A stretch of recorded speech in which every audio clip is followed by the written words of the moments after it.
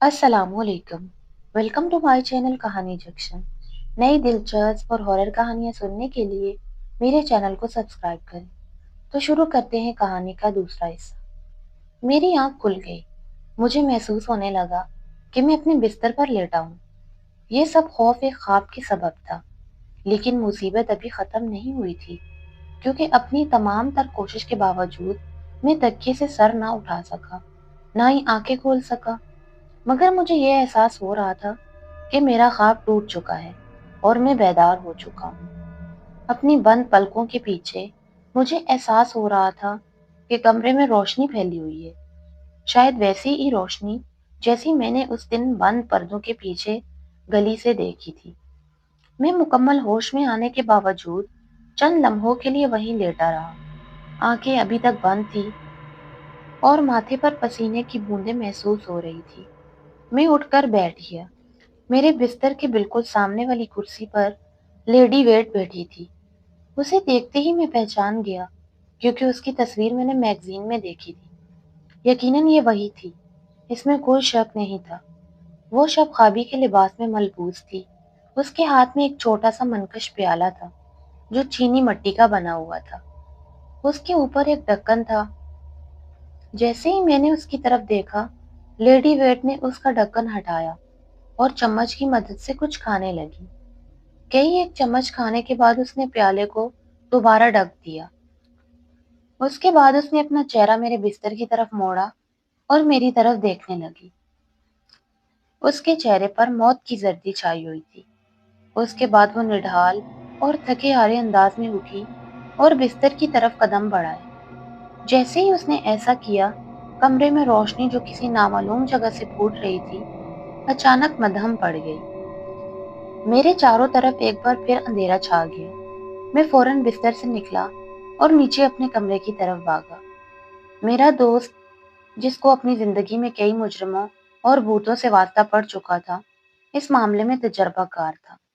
وہ اگلے دن اپنے پروگرام کے مطابق میرے پاس پہنچ گیا۔ اس کے آتے ہی میں نے یہاں پیش آنے والے واقعات پوری تفصیل سے اس کو گوش گزار کر دیے۔ اب تو میں اسی کمرے میں رات گزاروں گا۔ میری بات سن کر اس نے پراعتماد اور قطعی انداز میں اپنا فیصلہ سنایا۔ پھر وہ کہنے لگا، تم بھی اپنا بستر اسی کمرے میں لگا لو۔ ایک واقعے کے بیک وقت دو گواہ زیادہ بہتر رہیں گے۔ میں نے نہ چاہتے ہوئے بھی اپنی رضامندی ظاہر کر دی۔ کیا تمہیں یقین ہے کہ یہ سب تم نے حالت بیداری میں دیکھا؟ یہ تمہارا خواب نہیں تھا؟ اس نے مجھ سے پوچھا۔ میں اس وقت 100% جاگ رہا تھا، میں نے جواب دیا۔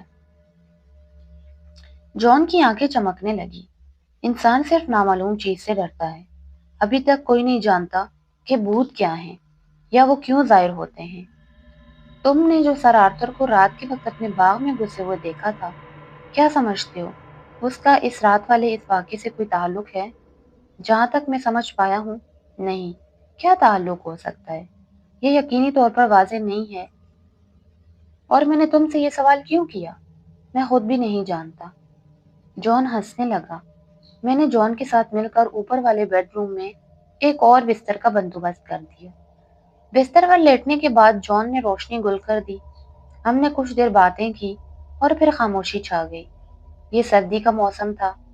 آتش دان میں جلتی آگ کو میں نے شعلے سے چمکتے کوئلے سے راکھ میں بدلتے دیکھا۔ کمرے میں بالکل خاموشی تھی اور ماحول بالکل پرسکون تھا۔ پھر مجھے ایسا لگا جیسے کچھ ٹوٹ گیا ہو۔ میرے جاگتے ہوئے شعور میں کچھ ڈراؤنے خواب گونجنے لگے۔ مجھے جان کے پہلو بدلنے کی آواز سنائی دی۔ پھر اس کی آواز آئی، مجھے کچھ وحشت محسوس ہو رہی ہے، مگر کچھ سنائی نہیں دے رہا، نہ دکھائی۔ میرے ساتھ بھی ایسا ہی معاملہ ہے، میں نے جواب دیا۔ تمہیں کوئی اعتراض نہ ہو تو روشنی جلا دوں؟ اس نے پوچھا۔ مجھے کوئی اعتراض نہیں۔ سوئچ دبانے کی آواز ابھری اور سارا کمرہ روشن ہو گیا۔ جان اٹھ کر بستر پر بیٹھ گیا۔ سب کچھ معمول کے مطابق تھا۔ کتابوں کی الماری، کرسیاں، جن میں سے ایک پر جان نے اپنے کپڑے پھینکے تھے، سب کچھ جوں کا توں تھا۔ ایسی کوئی چیز نہیں تھی جو بدلی ہو یا اپنی جگہ سے ہلی ہو۔ یہ سب بہت عجیب ہے، یہ کہتے ہوئے اس نے روشنی دوبارہ بند کر دی۔ اندھیرے میں وقت کی پیمائش کرنے سے زیادہ مشکل اور کوئی چیز نہیں ہے۔ میں لمحہ بہ لمحہ بڑھتے ہوئے ڈراونے خواب کے احساس کے ساتھ وہیں لیٹا رہا تھا۔ یہ آ رہا ہے، اس نے سرگوشی کی۔ جوں ہی اس نے یہ بات کی، کمرے کا گٹاٹوپ اندھیرا ہلکے دھند میں بدلنے لگا۔ یوں لگتا تھا جیسے صبح کی روشنی پھیلنے والی ہو۔ کچھ ہی دیر بعد مجھے کرسیوں، آتش دان اور جان کے بستر کے حولے نظر آنے لگے۔ اندھیرا تیزی سے ختم ہو جا رہا تھا۔ یوں لگتا تھا جیسے کہیں کوئی چراغ جل اٹھا ہو۔ اس روشنی میں مجھے جان کے بستر کے پاس پڑی کرسی پر لیڈی ویٹ بیٹھی دکھائی دی۔ اس کے ہاتھ میں وہی چینی مٹی کا پیالہ تھا۔ پیالے کا ڈھکن ہٹاتے ہوئے چمچ کی مدد سے وہ پیالے کے اندر موجود چیز کھانے لگی۔ وہ تھکی ہوئی اور کمزور نظر آ رہی تھی۔ یوں لگتا تھا جیسے طویل عرصے سے بیمار ہو۔ اس نے نظر اٹھا کر جان کی طرف دیکھا اور پھر مڑ کر میری طرف دیکھا۔ اس کے چہرے پر واضح طور پر موت کا سایہ منڈلا رہا تھا۔ اس کی آنکھوں میں ایک التجا تھی، ایک مطالبہ تھا۔ پھر روشنی مدھم ہونے لگی جو دھیرے دھیرے ختم ہو گئی۔ میں نے جان کے بستر پر پہلو بدلنے کی آواز سنی۔ پھر جان کی آواز ابھری، او میرے خدا، یہ روشنی کہاں گئی؟ جان نے لیمپ کا بٹن دبایا اور کمرہ روشنی سے بھر گیا۔ میں نے دیکھا وہ بستر پر اٹھ بیٹھا تھا۔ اس کے چہرے پر ایک جوش تھا۔ کچھ اندازہ تو میں نے پہلے ہی لگا لیا تھا، مگر اب میں شاید سب کچھ سمجھ گئی ہوں۔ میرے ساتھ نیچے آؤ۔ ہم دونوں نیچے والی منزل پر آ گئے۔ آتے ہوئے اس نے راستے کی تمام لائٹیں بجھا دی۔ نیچے آتے ہی وہ باورچی خانے کی طرف گیا اور چھوٹا دروازہ کھول کر باہر باغیچے میں آ گیا۔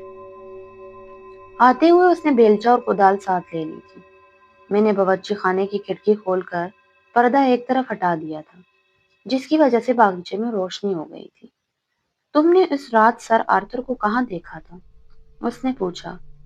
میں نے اس جگہ کی نشاندہی کی تو جان وہاں کدال سے کھودنے لگا۔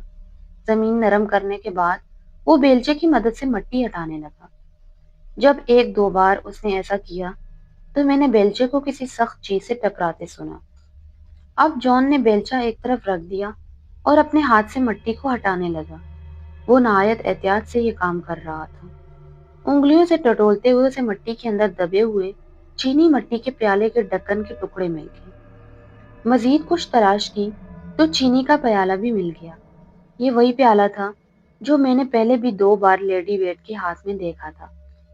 پیالے کو ہم گھر کے اندر لے گئے، زمین کو مزید صاف کیا تو پیالے کے ساتھ مٹی میں موٹے دلیے جیسے مادے کی تہ بھی مل گئی۔ اس کا ایک حصہ میں نے اگلے دن ایک لیبارٹری میں تجربہ کرنے کے لیے بھیجا تو واقعی دلیہ ہی ثابت ہوا، مگر اس میں سنکھیا کے زہر کی کافی مقدار موجود تھی۔ اس وقت جان اور میں اپنے مطالعہ کے چھوٹے سے کمرے میں اکٹھے بیٹھے ہوئے تھے جب لیبارٹری کی رپورٹ ہم تک پہنچی۔ سامنے میز پر چینی کا پیالہ اور اس کے ڈھکن کے ٹکڑے پڑے ہوئے تھے۔ رپورٹ پڑھتے ہوئے میں نے سر اوپر اٹھایا تو فوراً ہی دروازے کی گھنٹی بجنے لگی۔ اگلے ہی لمحے میرا ملازم اندر داخل ہوا اور سر آرتھر کی آمد کی اطلاع دی۔ انہیں اندر آنے دو۔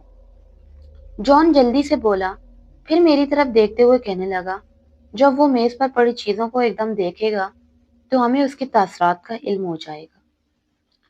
اس وقت باہر سڑک بن رہی تھی اور رولر انجن نئے بچھائے گئے پتھروں کو دبا کر ہموار کر رہا تھا۔